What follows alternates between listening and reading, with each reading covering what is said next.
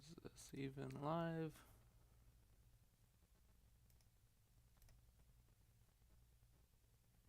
Let's do this, copy. All right. We will give it a minute or so before I get started. Before I even start blabbling, we're going to wait for a few people to get in here while I finish my end of the day queue. Here we go. We have Miles and Peter in here.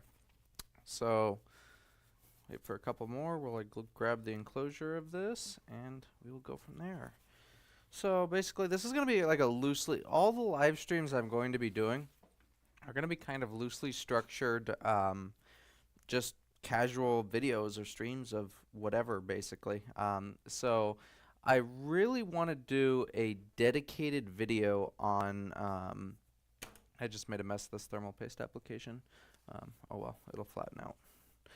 So I really want to do a full dedicated pre-recorded video on the subject of disrespecting customer service people, but I wanted to kind of do a dedicated stream on it as well to interact with the community and also bridge ideas that will go into the other video.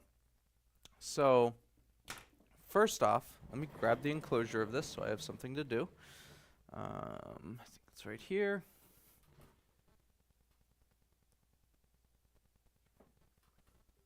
Is this it? Yes. Okay.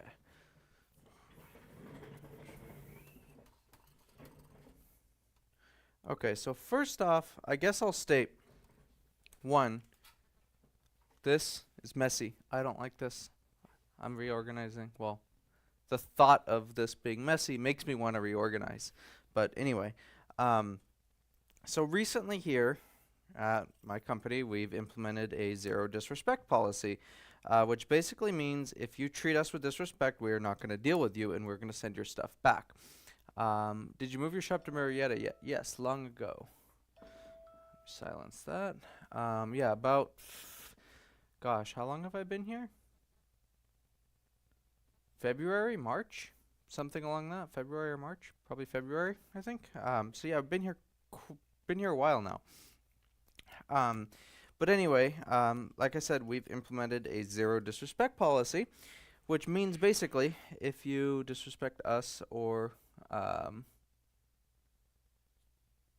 Mal says, I actually enjoy the disrespectful people. It's the lonely grandpas you need to worry about. Talk your ear off an hour later. You still can't get them on the phone. See, I don't mind those type of people because usually I can kind of say like, hey, really busy here. You know, I have to go. I get your point, but I don't really mind those people. It's the kind of people that call, raise their voice, start screaming, whatever, start with personal insults are a big one. I live 5 minutes away. Do you offer internships for soldering? Not internships, but clean your lobster. I don't know what that means. What does clean your lobster mean?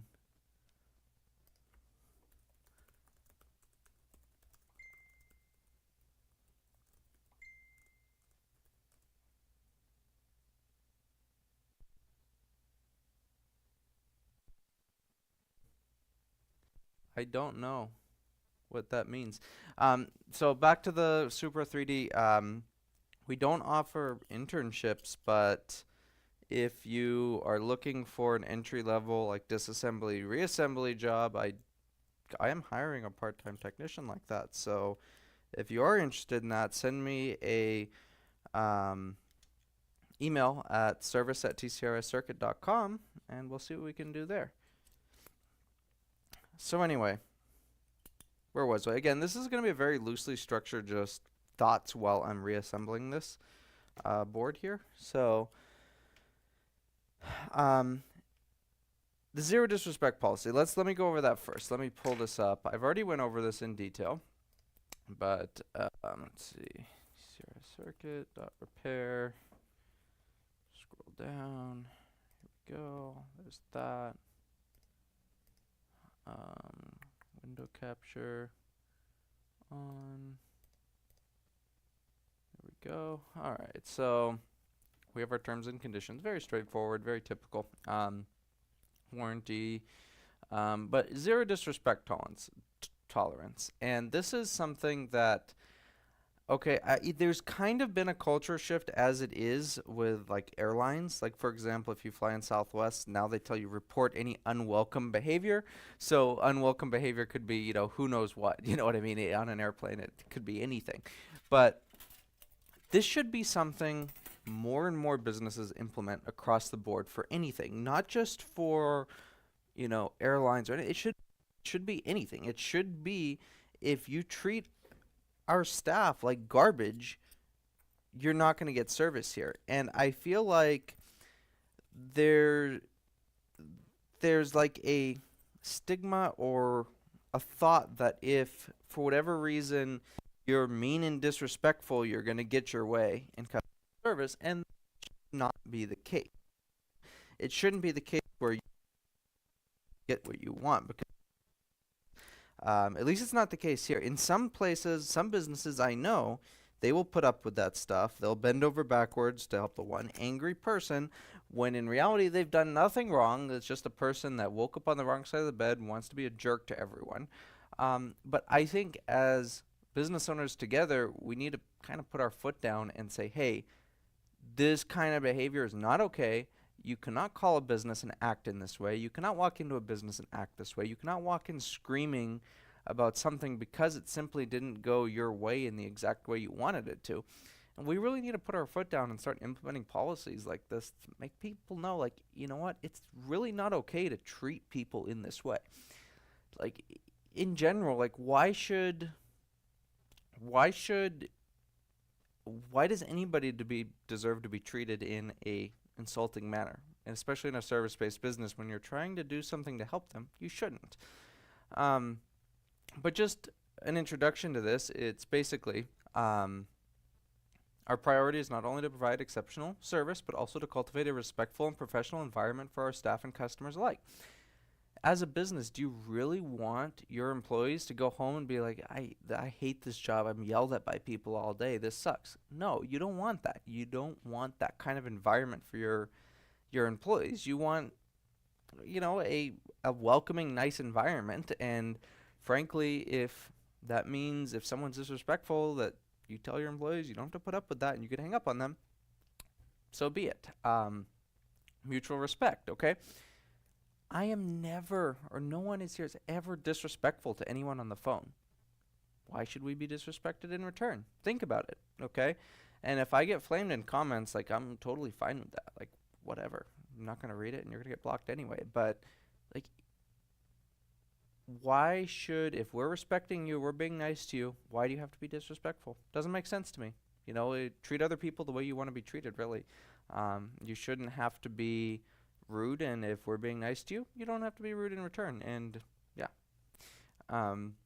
any behavior or communication deemed disrespectful, rude, threatening, aggressive, whether in person, over the phone, or through electronic means, will not be tolerated. Okay, I've had people say before to me, I'm gonna send guys to come pick up my computer, like in a threatening tone, because they didn't, or it was taking too long or something. All right. Threats, aggressive, being rude, calling people insults, calling people names. None of that.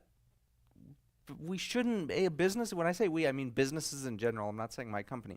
Businesses in general should not have to put up with that kind of crap, period. We shouldn't have to put up with people making threats. Shouldn't have to put up with people being disrespectful, name-calling, rude, demeaning, anything like that. Example of demeaning would be like, oh, I want someone more experienced than you. That's something I get. I've gotten that a few times. I've had customers, come in. Oh, are you the ones doing the repair? And I'm like, yeah. And they're like, oh, is there any chance that there's anybody with more experience? And I look at them like dumbfounded, like, yeah, go right up the street. There's a guy that's like 30 years older than me that'll take a heat gun to your board. Like, you know what I mean? But there's that. Consequences of breach. If a customer displays behavior that violates this policy, the device will be immediately prepared for return.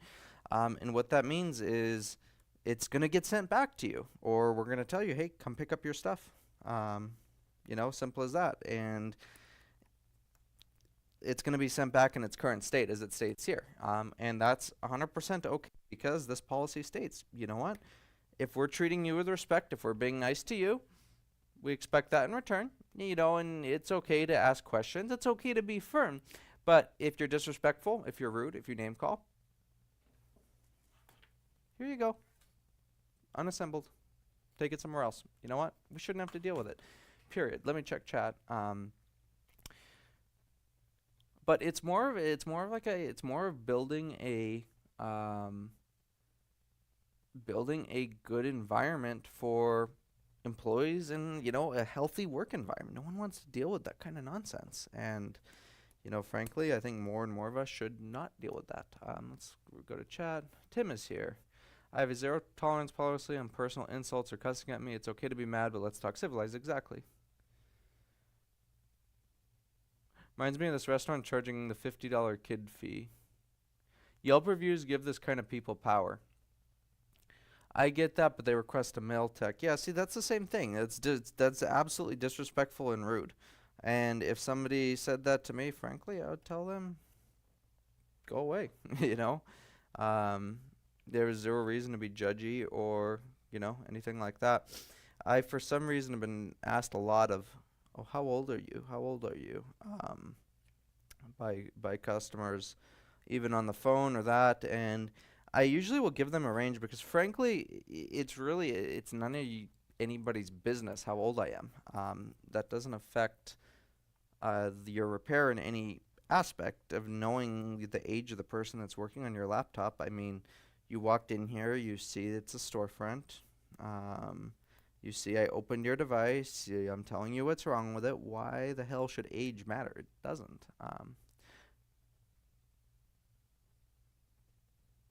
Chris Long is here. Long time no see. How have you been, Chris? Hopefully life is treating you well. Hey, I know I dropped my phone 3 times, but now I totally didn't drop it this time yesterday, so why is the OLED all green now? Yeah, exactly. See, those kind of people, so what I like to do with those is I like to agree with them, okay? And I had one. I'll tell you a story. I just replaced this screen, okay? I just, like, 3 weeks ago. And she came in the first time, was like, yeah, my cat bit my screen and it broke. And then she brings it back in and says, oh, the screen stopped working. I just want you guys to check it out, this and that. And I look at it and I'm like, yeah, so tell me what happened. And she's like, oh, well, you know, it just stopped working. And, you know, and I said, yeah, this looks very similar to what happened before. Was there any chance your cat by it or anything like that?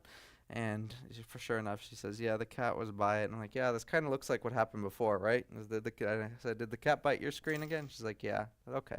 Well, here's what I could do. I can't give you a free screen repair, but I could probably do parts only.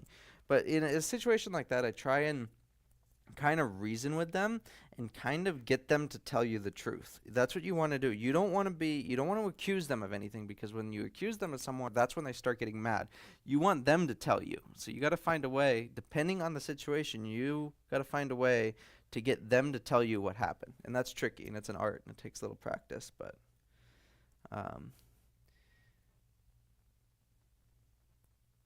the fact that MacBook screens are so fragile is kind of nuts. Yeah, absolutely.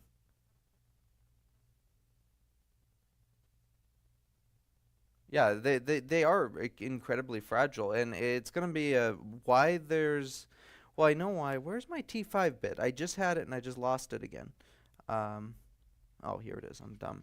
Um, what do you even do with the new M2 LCDs? Do you replace them since they're serialized? So typically with M1 and M2, so if it's a M2 MacBook Air, the screens are replaceable. No problem. If it's an M2 or an M1 or M2 14 or 16 inch, we will get the part through self-service repair. And what I will tell people, first and foremost, I will say, you should not give me the money to fix this. You should go to the Apple store, because it's going to end up being about $300 cheaper than this. And The reason why is, okay, I can get a screen from ProTech Restore, and if I replace your screen with an it's not even an aftermarket part, it's a pulled part, so it's taken off of another, MacBook. It's taken off of a OEM A2442, whatever. You will lose sleep function. You'll lose sleep function, and there will be a chance. This isn't an issue on the 2485, the 16-inch. It's more of an issue on the 14-inch. But you will have these weird ghosting lines at the top of the screen, unless it's calibrated. So you can get a screen from Self-Service Repair, install it with the new lid angle sensor. The lid angle sensor is not going to work. It's going to have the ghosting on the screen until you call them and go through the configurator thing. It needs to go through a configuration wizard. And in order to do that, and here's the tricky part, you have to get the screen through Self-Service Repair in order for this to work. If you get the screen through any other aspect, it won't. It needs to, the GSX needs to see the screen came from Apple in order for that to work. So if the screen did not come from Apple, it will not allow you to select the utility that's needed to do it. So it has to come from Self-Service Repair, it has to come from an IRP, it has to come from an Apple Store in order for this to work. But after it goes to the utility, then it will work. And here's the tricky part about that too. If for whatever reason, well, one, you have to replace the lid angle sensor with the screen. You cannot reprogram the old lid angle sensor. It needs to be replaced with the screen. But if you do not, if for whatever reason the configuration wizard is interrupted during that process, then you need another sensor. So they'll tell you this, and I took a screenshot somewhere, but they say if you interrupt this process or do not do it exactly correct, we'll have to send you a new lid angle sensor, which is screwed up. I mean, it's just not. They came out with a tool to reprogram the hinge sensor. Yeah, I've seen that. From Lewis's channel. But that doesn't fix the ghosting problem. It's both the lid angle sensor and the screen that's serialized, at least on the 14-inch. The 16-inch, I've had a few people that have been like, look, I need a screen now. Please just fix it. I don't care about any of this stuff. And the 2485s have been okay. The 2442s are the ones you got to watch out for. I'm missing a screw here. I'm reassembling a MacBook while doing this, just so you guys know.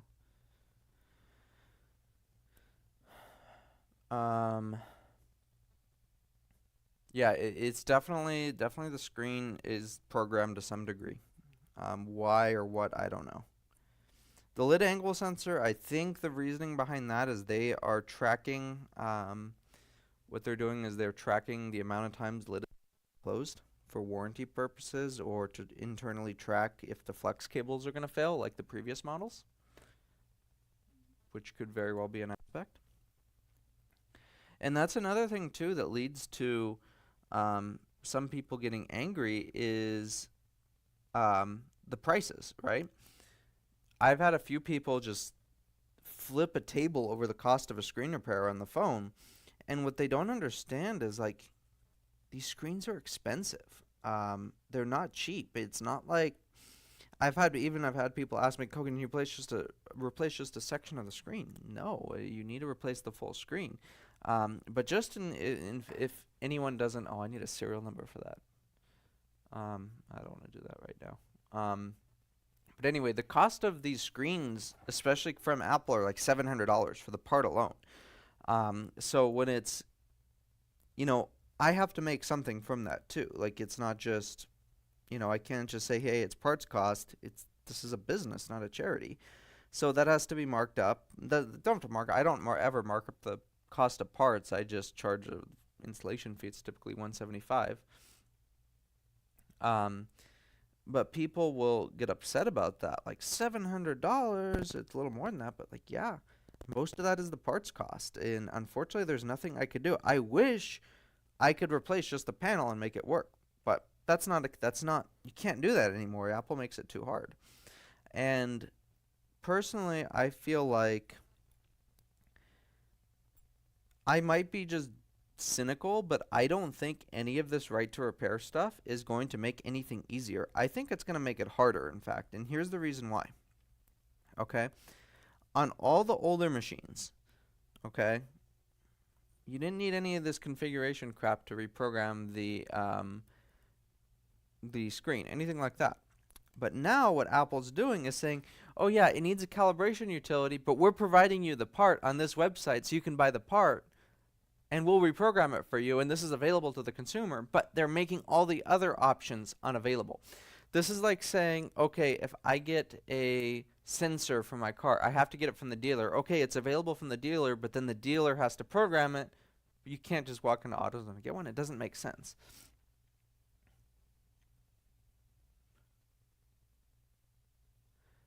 If I had a nickel every time someone said to me, oh, I'll just go buy a new one for 6 times the cost I quoted, I wouldn't need to work another day in my life. And you know those people are just full of it.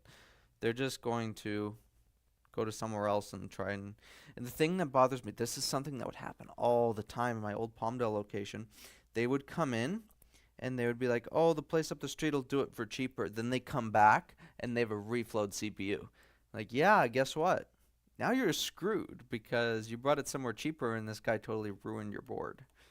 So, yeah, cheap does not equal better. People spend $4,500 on a machine and complain about a $1,000 repair.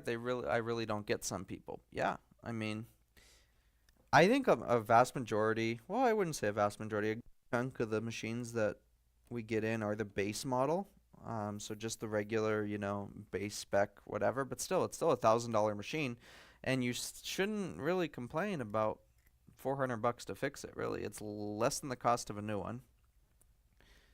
Well, the heart of right to repair says the dealer has to make available all tools available to the shop. The workaround is they're just trying to patch it as remote service. BS, it's just an exploited loophole. Exactly. And I feel like now the pressure's on. They're going to make it harder, but they're just going to provide this nonsense. So like self-service repair, for example, it takes like a week to get anything. You cannot choose next day air. It's UPS ground. Everything is UPS ground. Right to repair has failed to a degree because the corporations are making the rules. Exactly.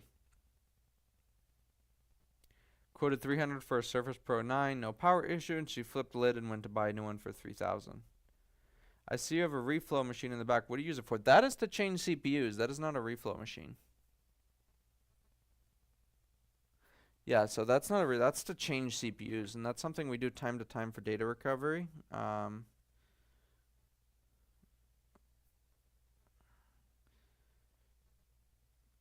Sometimes for fun. I'll do it sometimes for fun, but not often. Luckily for me, the Apple shipment center is a day shipping away. See, that's helpful, but if you're clear across the country like I am, that's not helpful. What I truly wish, okay, like Chris said, you don't need a precision lid angle sensor. What's wrong with a Hall effect sensor? You don't need this stuff. There's no point of it. There's a term in engineering called KISS. It means keep it simple, stupid. It's because simpler stuff lasts longer. It's easier to fix, and there's no need for it. You don't need a separate flex cable for this lid angle sensor. Integrate it onto the board. Seriously. I'm gonna sneeze. 1 minute. And yes, I know I need a haircut. I need to have enough of those comments. I lost my train of thought. Yeah, so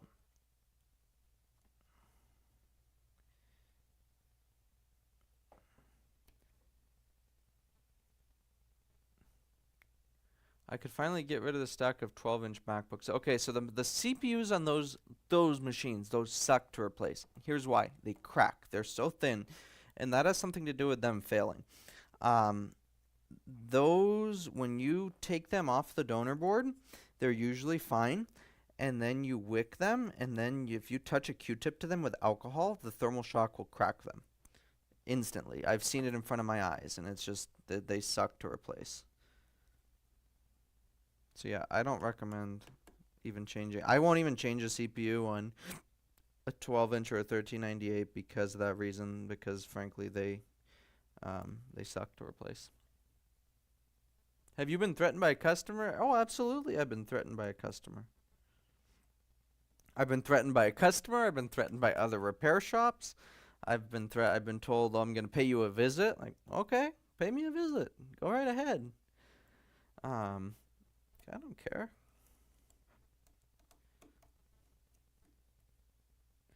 No one's actually done it because it's just tough guy talk, you know. Oh, I'm gonna come pay you a visit. Yeah, with what?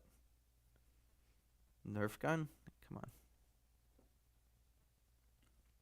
I'm trying to think of when I've been threatened by a customer. Just I remember one time distinctly.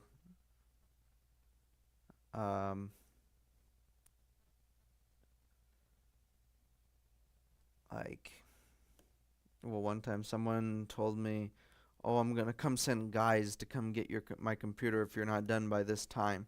It's like, one, no, we have a cancellation policy, and two, you're not gonna send guys to my shop to come get your stuff without paying for it. It doesn't work that way. Okay, that's threatening. That's a threat. Tell them no problems. Can I get your shoe size so I can have your concrete boots ready?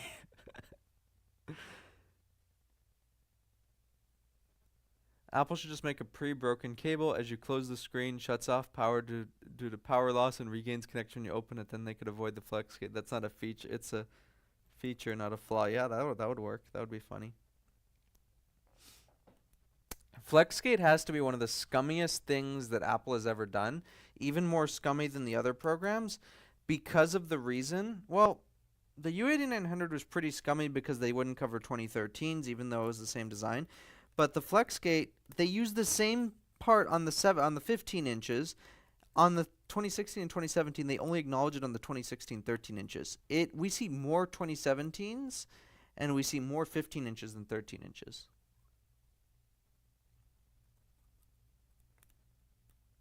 But back to the lid angle sensor. One, the lid angle sensor on all of the 82141, all the M1 stuff, probably all the M2 stuff, all the M3 stuff, well, all the M2 stuff, probably all the M3 stuff, all those cables are in a very bad spot on the board where are in the device where if there's liquid damage, it will get right on that sensor, and that sensor fails and prevents the machine from turning on. I had one tell me he was going to drive from Palmdale to break my window, pull me through the window, and shoot me twice. That's why I left Palmdale, because I was sick and tired of dealing with those people, and those people coming into my shop with their big mouth, threatening me, so on and so forth. Yeah, it's like stuff like that. Gmorb says, I'm going to pay you a visit. Go ahead. Come on. Walk right in.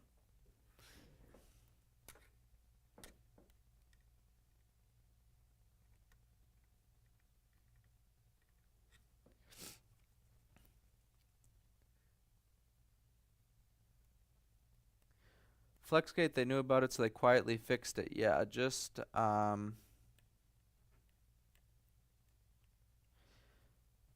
Britt says all over an HDMI. Yeah, people lose their mind over simple stuff. They'll just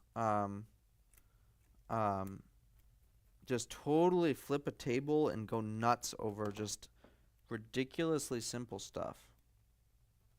By the way, Briz, I'm gonna send you a message right now.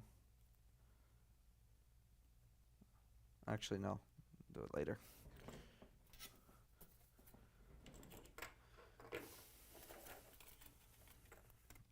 Alright, let's see if this MacBook works.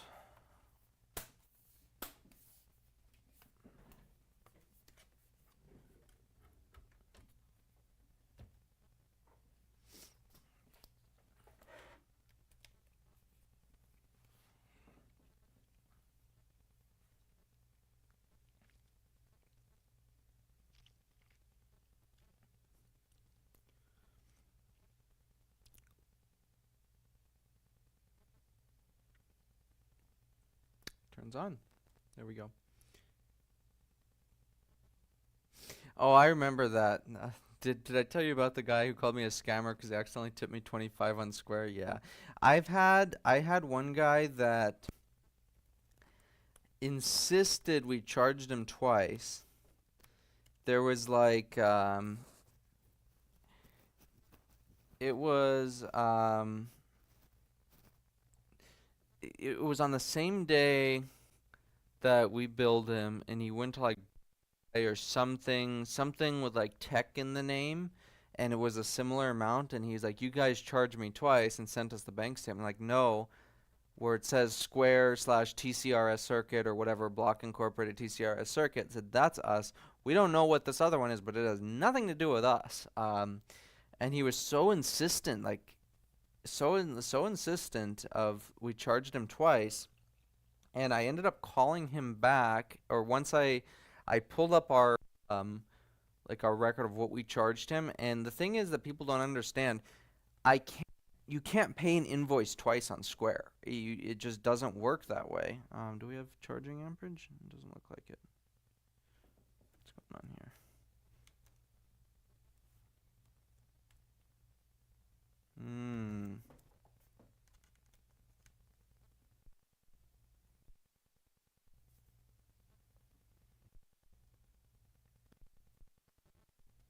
Interesting. Sorry, I'm distracted by this. The funny thing is Apple has a design flaw with the iPads up until the iPad 10 and never covered it. Charge port design. What was their deal with that? I need another thingy.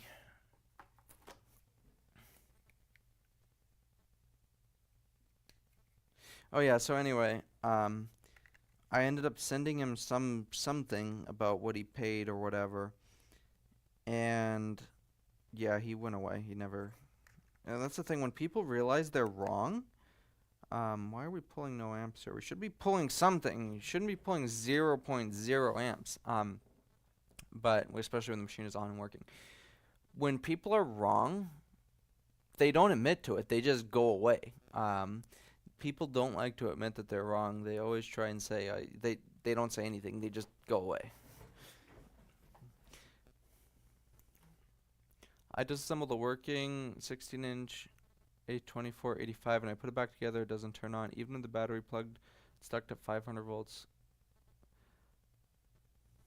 A Supra 3D. If you live 5 minutes away, come in sometime tomorrow, probably like mid-afternoon, and let's take a look at it together. See what we can do. No charge. Just bring it by. Let's see what we can do.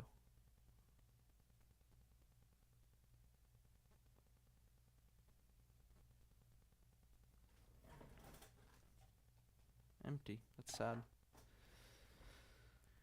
The port is supposed to be supported by 2 vertical screws that have no support under the rear hinge. The screws eventually loosen. They all do. The port breaks. Requires replacement. Yeah, that sounds about right.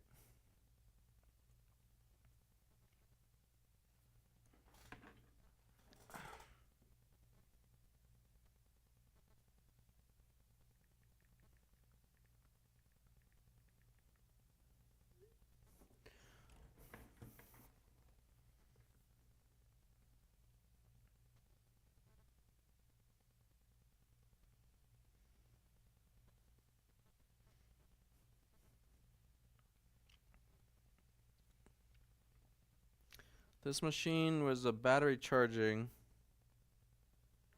issue, and I thought it was fixed, but it doesn't look like it's fixed, which is sad. The kicker is the Air 2, they fixed this design flaw. Yeah, and I bet they didn't admit it, and they didn't have a repair program.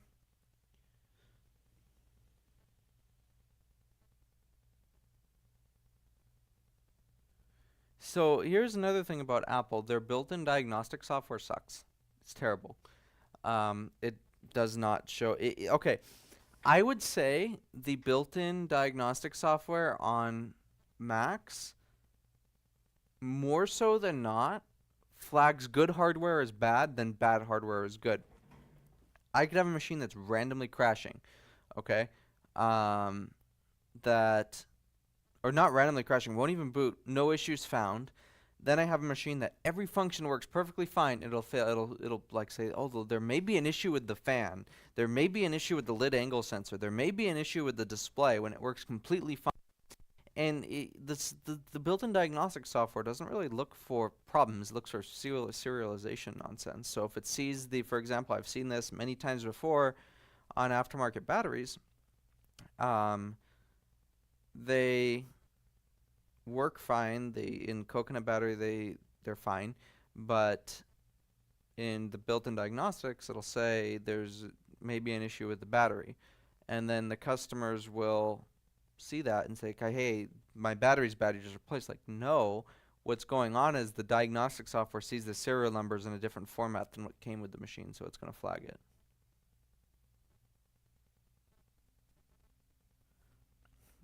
Okay, well, I'm just getting ready to leave, so this is going to have to wait. I don't know what's wrong with this.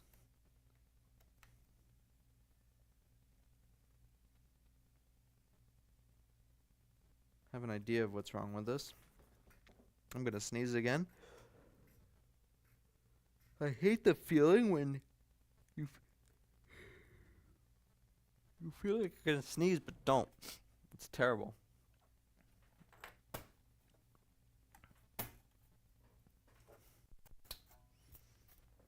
Okay, so this is not the ports that I touched. Okay. Huh. Will the machine run off of... So here's a good test. One, make sure your connector's seated on the battery. Let's boot into the OS. I hate sneezing. I avoid it. I don't know. I think people that say they love sneezing need mental assistance, because sneezing is not fun. Sneezing is bad. I don't like it at all. It's terrible. It's a terrible feeling. The feeling after is terrible. Try putting your tongue on the board to prevent sneezing. No, I'm not doing that.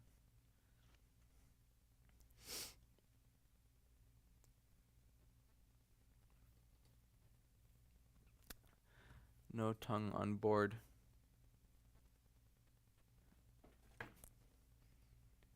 So one thing I will say that Apple did get right, this phone sucks. I don't like this phone at all. This is a 14 Pro Max. And it doesn't really suck because it has issues. It's more, I don't like it because of how big it is. I've never put a case on it, never will. I kind of think it's mediocre for the price. The camera's not really that great, to be honest. I would say the camera's okay. But I've had better cameras for sure. The drop resistance on this phone, I kid you not, I've probably dropped this 100 times on the concrete. It has not broken. Not even the edges of the bezel or anything are dented. It's still in decent shape, and the back glass is cracked on it, and that is because it fell a foot out of my pocket when I was laying on the ground. Don't ask why I was laying on the concrete ground, but I was laying on the concrete ground and it fell out of my pocket, and it cracked and broke. But it won't, like, I've literally thrown this phone on the floor to show people it won't break. You know what Apple did right? This phone sucks. Best quote ever. It's true. It does suck. And another aspect of how it sucks is it's just overall just kind of buggy, and I don't like it. I don't have to have a reason why I don't like it. It's just I don't like it. Doesn't make sense. No, it's all right. It's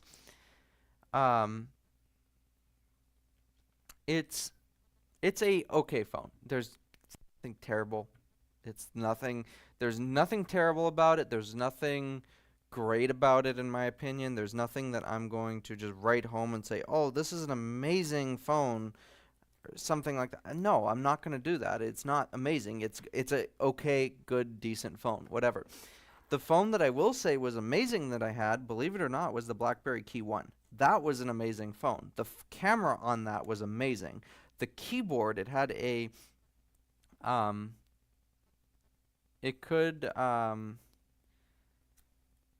sorry, my brain does not work properly, especially when I don't sleep enough, and that's what's going on now.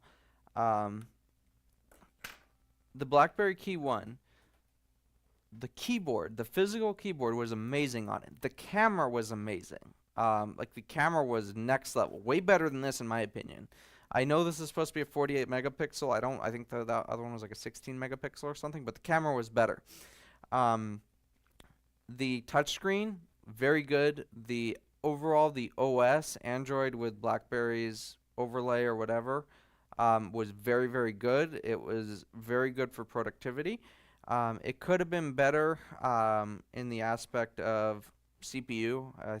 What CPU did that phone even have? I think CPU. What Snapdragon 625? What was that?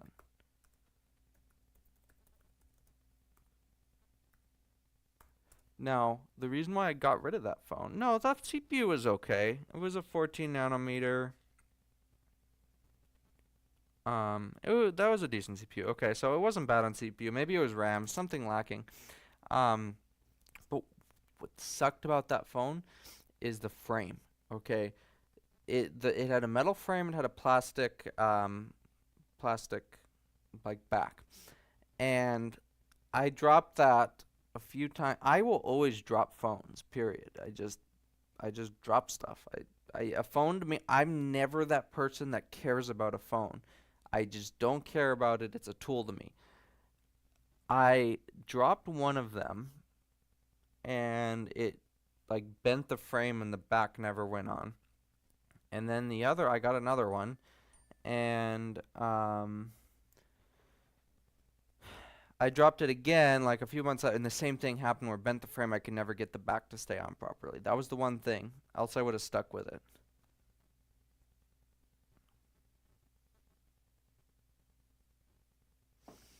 I love that not a year ago I had an internet argument about why MP are important and not just the lens. Now Apple releases a higher megapixel camera and the fanboys think it's all it's needed now. No, what does the 14 Pro Max have? Is like some ridiculous.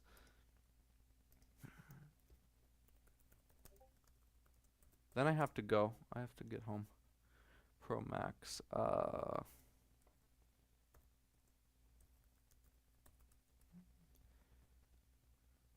Yeah, 48 megapixel. Okay. No, I should probably find that BlackBerry and we should do a direct comparison of the camera on both of them.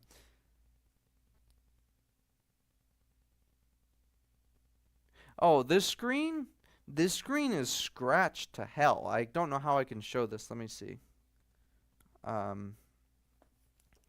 Like, look at that. It is just scratched. And you can see the sensor. It's funny.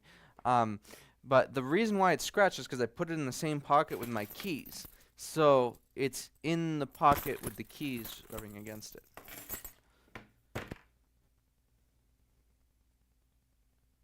But yeah, the megapixel, I don't look at megapixel. I don't care. Like, give me an 8 megapixel camera that takes great pictures. This does not take that great of pictures at all. I don't know if I could show it, but I'll just take, so one thing to me is like, okay, I want to take a picture of a board close up, right? I don't know if you can see that. It's not very great. It's pretty fuzzy. It does not have much depth at all. It's not that great. Now, the iPad Air 4, I have an iPad Air 4. That takes good pictures. What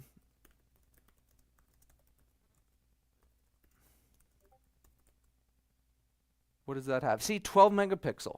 Okay, the iPad Air 4, I could take much better pictures. And in fact, let's go to. What do I have any pictures on my website from that? Maybe.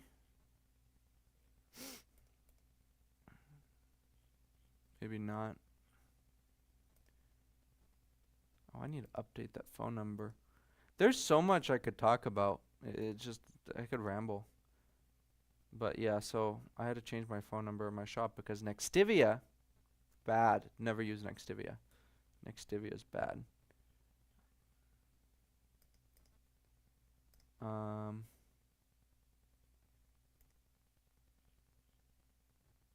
Yeah, okay, here we go. So these pictures were taken, okay, actually I remember. This was taken on the iPhone, I believe, right here, the bottom one. And the middle one and the top one were taken on the iPad Air 4. This one wasn't taken on the iPad Air 4. I think I remember that right when I got the 14 Pro Max, I tried to take this on the 14 Pro Max. But all the rest of, not this one, this is a stock image, but this and this were taken on the iPad, and so is this, so is this, so is this. The depth of the iPad's camera, this might not have been, I don't remember, but this was taken on the iPad.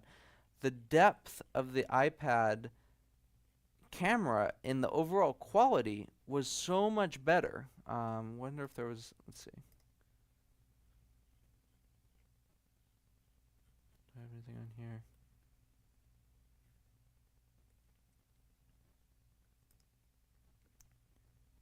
This right here, this picture, BlackBerry Key 1. Okay, this ISL picture was the BlackBerry Key 1. I remember specifically. This was, I also think, the BlackBerry Key 1. I'm not certain though, so don't quote me. This is stock, yeah.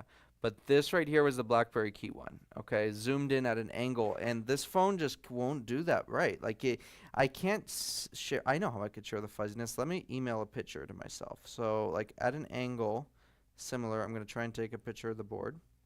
Here we go. I'm gonna email this. Then I'm gonna get going because I gotta get out of here. But I like to take pictures at depth at an angle. And come on.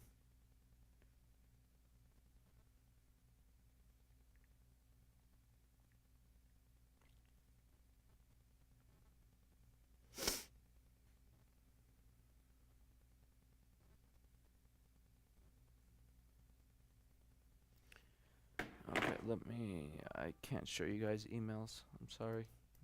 There's bad stuff in my email. There's bad people in my email. Bad people in my email. Okay. Look at this. Okay, come on. What is this? Taken at depth of an angle. Like, it sucks. It's not good for that. It's like, okay, maybe my use case is different than what the device is designed for, but I mean, there's better out there. There's a lot better out there. Like again, okay, this is like similar, a very similar type of image, zoomed in. It's clear. It looks good. There's depth. There's color. I don't know. Anyway, I think this device also has a dead port in addition to what was wrong on the board.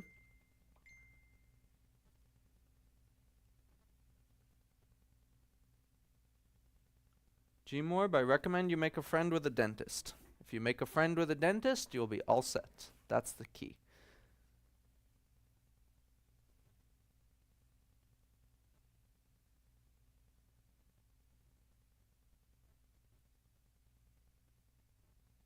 Digital zoom looks like crap even if you have the pixels. Give me an actual zoom optics or leave the feature out. Exactly.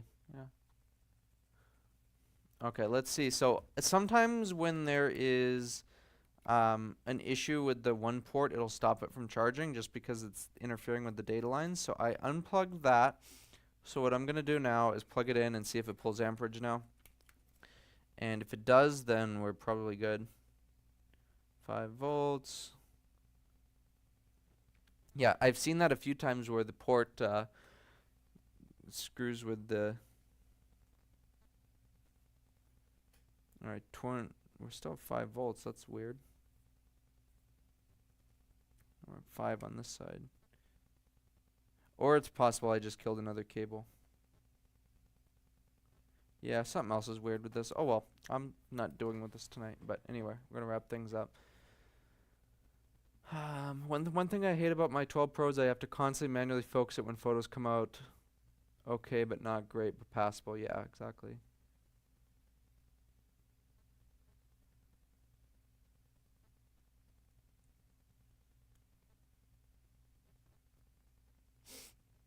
Alright, I'm getting out of here.